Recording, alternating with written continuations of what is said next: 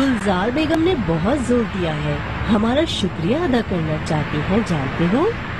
वो तो ठीक है, मगर कुछ ज्यादा शुक्रिया नहीं अदा कर रही है। वो अचानक कहाँ से निकल आई ये मीटिंग?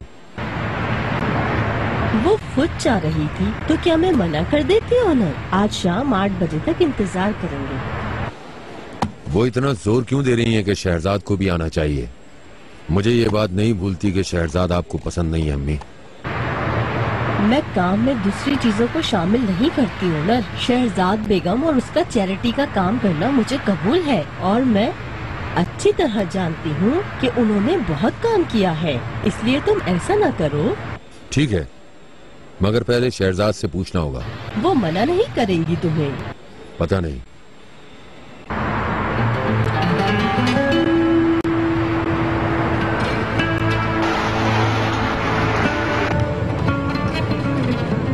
आप मुझसे शादी करना चाहते हैं, अम्मी को कब बताया?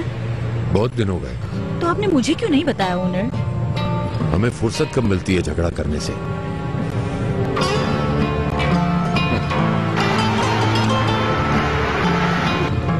तो उन्होंने क्या सोचा है? किसके मुताल्लिक? उन्होंने कुछ कहा नहीं, यानी कोई एतराज नहीं है? तुम्हारा नाम सुन के वो बहुत हैरान हुई थी। मैं फैसला करने के लिए उनको वक्त देना चाहता हूँ। मुझे अब अजीब सा लग रहा है। अब आप मुझे घर छोड़ दें प्लीज। तुम परेशान मत हो, तुम ऐसे जाहिर करना जैसे तुम अनजान हो। ये मीटिंग तो बस एक फॉर्मेलिटी है। काश आप अभी नहीं बताते।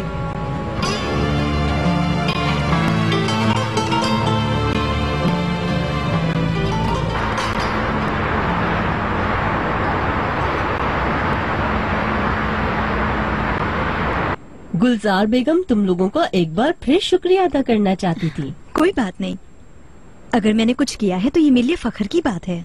शहरजाद बेगम, हमने कुछ अलहदगी में अहम बातें की हैं और कुछ फैसले भी किए हैं। आखिरकार तुम बिनयापी कंपनी की एक एम्प्लॉय ही हो। शहरजाद कंपनी में तुम्हारे करने के लिए शायद बहुत ज्यादा काम हो, तो इसीलिए हमने फैसला किया है इस प्रोजेक्ट की तमाम जिम्मेदारी आजरा बेगम को दे दी जाए।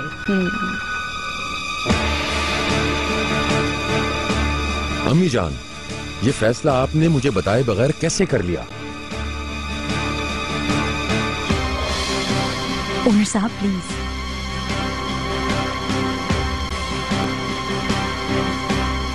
बहुत अच्छा फैसला किया है आपने। एक तजर्बाकार एम्प्लॉय मेरे बजाय आपके इस प्रोजेक्ट में काफी फायदेमंद साबित होगी।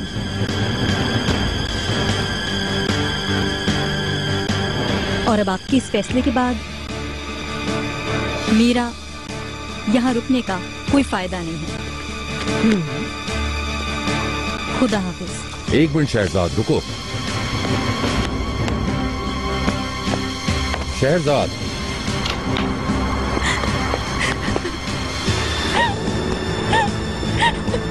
शहरजाद रुको प्लीज, रुको प्लीज, नहीं रुको। शहरजाद बेगम को शायद हमारा फैसला पसंद नहीं आया। चले कोई बात नहीं, हम अपनी बात जारी रखते हैं। अजरा बेगम आप कहिए। करीम कहाँ जा रहे हो?